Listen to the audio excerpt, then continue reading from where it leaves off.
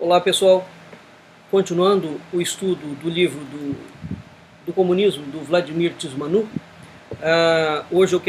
agora eu quero conversar com vocês sobre dois pontos fundamentais na articulação de toda a proposta de esquerda, que é exatamente as chamadas políticas sociais e,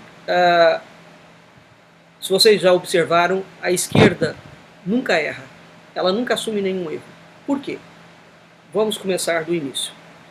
Lembrando sempre que o comunismo é uma religião política que pretende recriar o mundo. Pois muito bem. Existe uma característica muito curiosa em relação ao século XX. O século XX foi o século que mais investiu no corpo humano. O século XX foi o século que criou todos os conceitos, todas as doutrinas, todos os métodos, toda a economia, toda a política, toda uma visão que ressaltava profundamente a ideia de corpo. A questão é, qual corpo? Qual corpo? Se vocês observarem, nós não temos uma única doutrina de esquerda que não estimule os processos de corpo. Gaysismo, abortismo, destruição das famílias, liberação das drogas, descriminalização da violência, né? Direitos humanos para criminosos, direitos humanos estranhos, né? Liberalização da violência, né? A destruição das famílias. Enfim, existe uma sequência de agenda, uma sequência de títulos e de temas ligados às agendas de esquerda que estão diretamente conectadas com o corpo. O corpo. Pois muito bem, a questão é, repito, que corpo? Algo que muito pouca gente sabe, há 200 anos, historicamente, nós não temos definição conceitual de ser humano. Nós não temos definição conceitual de ser humano. O ser humano na Grécia e o ser humano sob a perspectiva da religião judaica cristã é um ser composto de uma dupla dimensão. Ele é simultaneamente corpo e ele é espírito. Então eles se articulam ao mesmo tempo, porque o homem não é corpo e espírito, ele é simultaneamente corpo e espírito. Tanto é que para os gregos a finalidade dos estudos é porque a alma é que estuda, não é o corpo, é a alma. É a alma que aprende. Você ensina a alma, você não ensina o corpo. Pois muito bem, a partir do Renascimento a ideia de corpo vai sendo revista. E nos últimos 200 anos esse discurso se aprofunda e nós temos um total aniquilamento. Então há uma separação. O homem não tem espírito. Descartes coloca a alma na glândula pineal. Daquele momento em diante, a alma, que é uma entidade transcendente, passa a ficar materializada. E nos últimos 200 anos, o homem sequer tem alma. Ou tem uma alma no sentido psicológico, ele tem uma psique. Essa psique da psicologia não é uma entidade transcendente à parte, ela está dentro do corpo. Mas nos últimos 200 anos, então, até o conceito de corpo, que era um conceito ligado a uma matéria que foi criada por Deus, esse conceito não existe mais. Em parte, vocês podem ter uma noção disso neste livro aqui, chamado O Homem-Máquina, a Ciência Manipula o Corpo. Este livro tem autores esquerdistas, e mesmo aqui vocês poderão ver situações muito curiosas em relação a isso que eu estou colocando para vocês. A partir do momento, então, que o homem ele não é criado por Deus, portanto ele não tem corpo e espírito, surge um novo conceito de corpo. O homem passa a ser reduzido ao corpo e hoje nós não temos definição de corpo. Pois muito bem. É a partir da perspectiva de que nós não temos a definição de corpo que outros conceitos puderam ser criados na sociedade pela esquerda, tais como justiça social, cidadão, consumidor, agente social. Todos esses conceitos não são conceitos, ao contrário do que você possa pensar, ligados ao ser humano. Eles são conceitos ligados a um número qualquer. e eles são conceitos de reengenharia social. O que está na base de tudo isso é a necessidade que o comunismo tem de reescrever a história do mundo. Porque como o ser humano, sob a perspectiva grega e sob a perspectiva judaica cristã, não pode existir, eles têm que reconstruir um ser humano. Para vocês terem uma ideia da gravidade da ausência do conceito de ser humano, eu vou dar um pequeno exemplo. Vocês devem se lembrar daquele filme do Robocop, em que é um policial que, num confronto com bandidos, tem o seu corpo praticamente destruído. E ele é levado para um laboratório e só resta a cabeça dele e a medula, né? Então implanta-se a cabeça e a medula num outro corpo. Uma questão ligada à bioética é o seguinte, e ligada ao ser humano, a ideia real de ser humano como um ser composto de uma dupla dimensão, corpo e espírito, essa ideia protagonizada no filme do Robocop é o seguinte: até onde eu posso desconstruir o ser humano e ele permanece sendo ele, homem. Ou seja, até onde eu posso trocar o corpo humano, eu trato o corpo humano como uma sequência de peças de carro, eu substituo o braço, substituo a cabeça, substituo a perna, e até que ponto aquela pessoa permanece sendo ela mesma, pessoa. Tá? Para vocês terem uma ideia, ligado a isso também, da desconstrução do ser humano, em 2017 nós teremos na Itália o primeiro transplante de cabeça do mundo. Muito bem, no Brasil, o que define a sua identidade é a sua impressão digital. Né? Na Itália, se esse indivíduo morasse no Brasil, eu vou ter uma cabeça transplantada para um corpo morto. Uma cabeça de um indivíduo vivo que vai ser transplantada para um corpo morto. Pois muito bem, qual será a identidade deste indivíduo? É a identidade da cabeça ou é a identidade da impressão digital? Se fosse no Brasil, por exemplo, seria a identidade da impressão digital daquele que é dado como morto. Isso é um problema ligado à bioética e esse é um problema ligado ao esvaziamento do conceito de ser humano, esvaziamento filosófico e espiritual do conceito de ser humano. E a partir desse esvaziamento nós temos muitas outras coisas que nós poderíamos discutir. Mas o que está em pauta? O comunismo, ao longo do século XX, aposta na agenda do corpo precisamente por conta disso. Porque não interessa a eles a construção de ser humano mais. Então todas as políticas sociais que eles executam já são políticas de reengenharia social, preparando paulatinamente a sociedade para a destruição do ser humano, destruição ontológica, e a permissão para a construção de um novo tipo de humanidade. O Vladimir coloca isso claramente. Então esta é a razão pela qual as esquerdas defendem inúmeras agendas ligadas ao corpo. Ao contrário do que você possa pensar, eles não têm nenhuma intenção em proteger a sua humanidade. Quando eles falam de agenda feminista, eles não têm intenção de proteger a mulher. Quando eles falam em homossexual, eles não têm intenção em proteger homossexuais. Porque tanto as mulheres feministas quanto os homossexuais ou os gays são, antes de tudo e sobretudo, seres humanos. Mas eles não são tratados como seres humanos. Eles são tratados como alguma coisa ligado a uma parte do corpo humano, que no caso é o sexo. Percebe? Muito bem.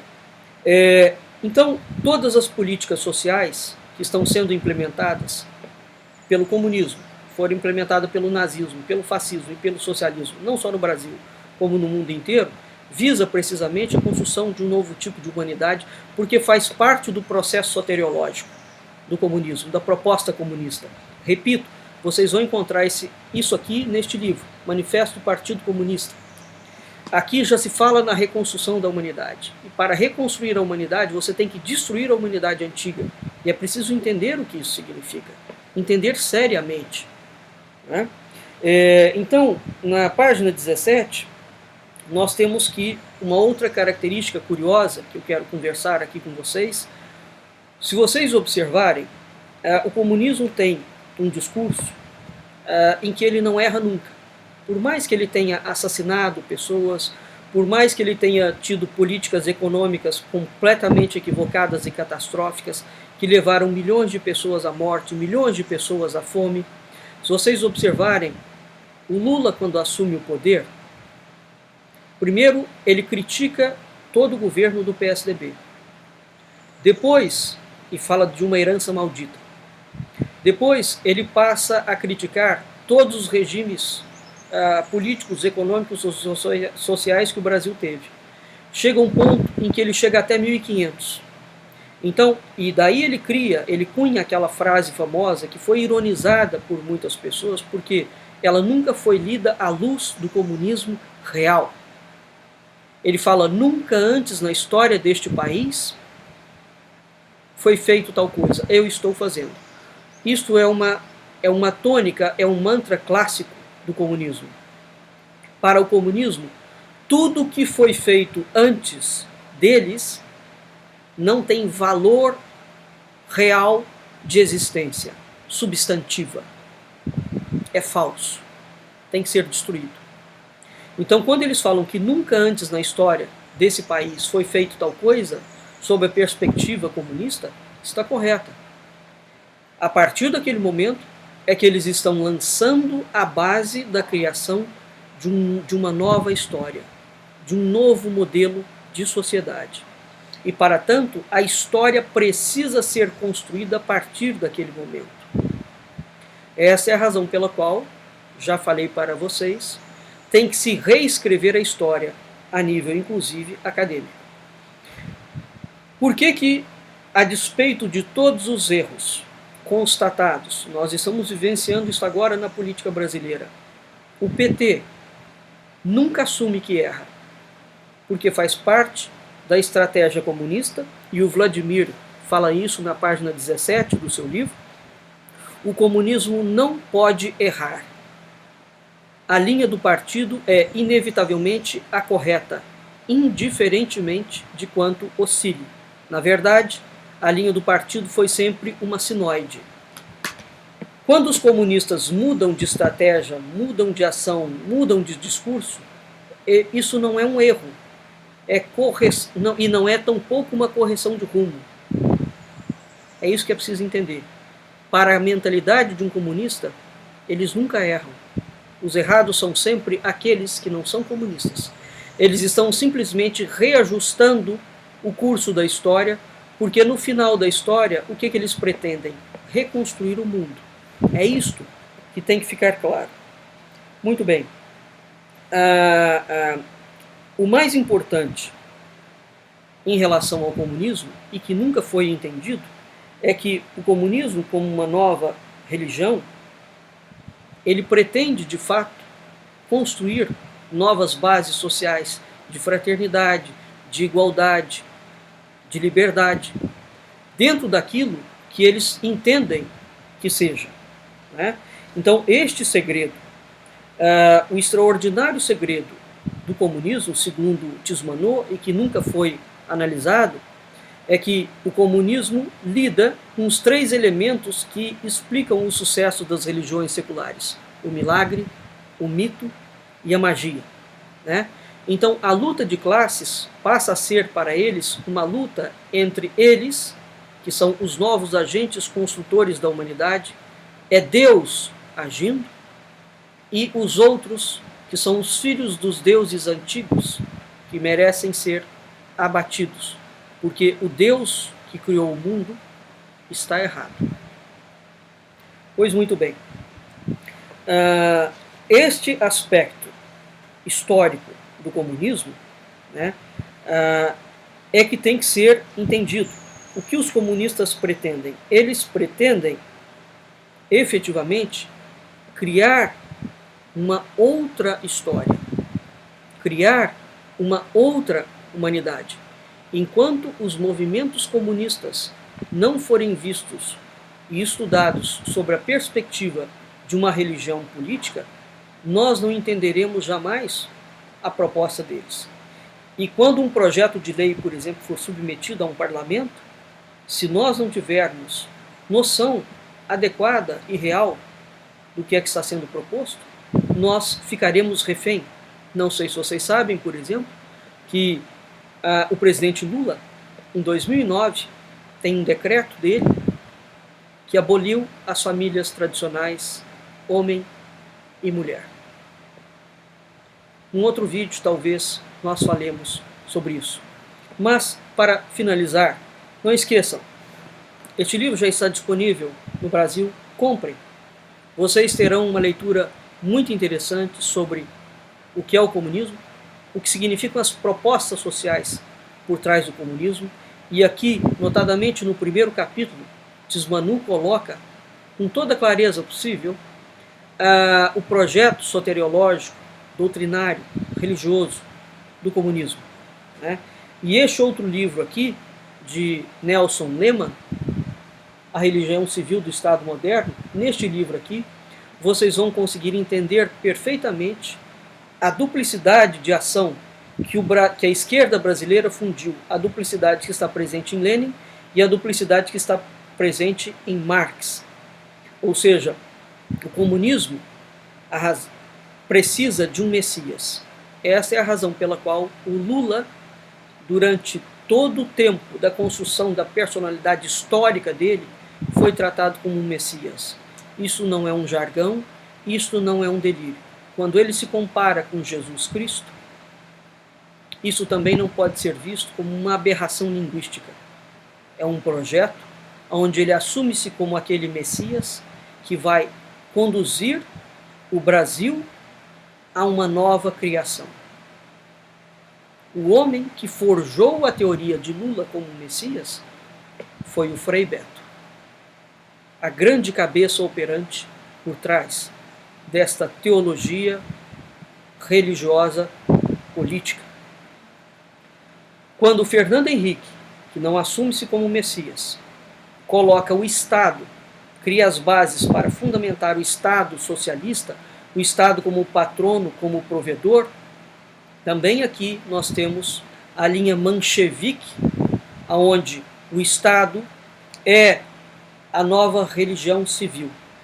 Enfim, de toda feita, seja na linha bolchevique, seja na linha manchevique, do socialismo fabiano, ao qual o PSDB, ligado à escola de Frankfurt e a Gramsci, fazem parte, em ambas as linhas do comunismo, nós temos precisamente isto, o projeto da criação de uma religião política que visa precisamente a aniquilação da humanidade que foi construída por Deus ou construída sobre a perspectiva de Darwin, da evolução natural, para destruir e reconstruir. Então, o que o comunismo objetiva? Destruir tudo o que existe e que foi criado por Deus e reconstruir um novo mundo. Esse é o projeto, a grosso modo, do comunismo. E essa é a razão pela qual eles vendem sempre a ideia de que o passado que nós tivemos foi muito ruim e de que o futuro que eles prometem será muito bom.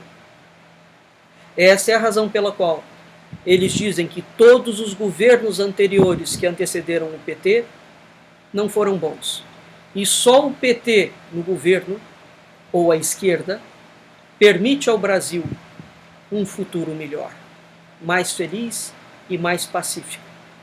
Entenda que por trás disto, o que está em jogo é precisamente aquilo que está escrito aqui no Manifesto do Partido Comunista. Você precisa destruir o mundo para reconstruí-lo sobre a perspectiva comunista. Portanto, você que acredita em Deus, ou que é ateu e acredita na evolução darwiniana, faz parte deste mundo antigo que, segundo os comunistas, não tem o direito de existir. Você está na mira deles, como foco de destruição. Esta é a razão pela qual a violência é não só permitida, bem como incentivada.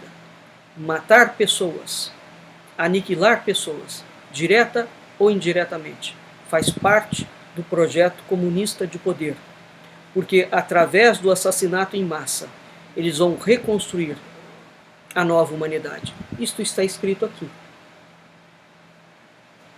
Esperamos que que esses 3 vídeos tenham clareado um pouco para vocês o que está por trás do comunismo. Portanto, entendam, o comunismo não é um partido político, ele é uma religião política. E esta religião infiltra-se na política, infiltra-se na economia, infiltra-se na cultura, infiltra-se na economia, infiltra-se em todos os setores, aonde ela possa desconstruir a memória desses setores, a cultura desses setores, para reconstruir a sua própria memória, a sua própria história e a sua própria cultura. Para tanto, os messias são 2. Um é o Estado, o outro é uma pessoa qualquer, que auxiliará a destruir o mundo antigo para criar o mundo novo. Esta é a razão pela qual, depois do período militar, quando os partidos comunistas do Brasil, disfarçados em diferentes legendas, construíram a chamada Nova República. Nova República. A república que existia antes não prestava. A nova república é que terá que ser a República Socialista Fabiana. Fernando Henrique Cardoso já falou que esta nova república está falida. É preciso reconstruir uma outra república. É isso que está em curso. Se vocês não entenderem seriamente o que significa o comunismo, vocês não entenderão nada da linguagem do que eles usam, os termos semânticos. E continuaremos todos sendo refém deste projeto macabro de destruição do mundo para a construção de um outro mundo que nós não sabemos qual é. E nem eles sabem, porque eles admitem que não sabem qual é o modelo socialista que eles querem implementar. O objetivo agora é só destruir. Uma vez destruído, eles vão colocar alguma coisa no lugar. Esperamos que tenha ficado claro. Até lá.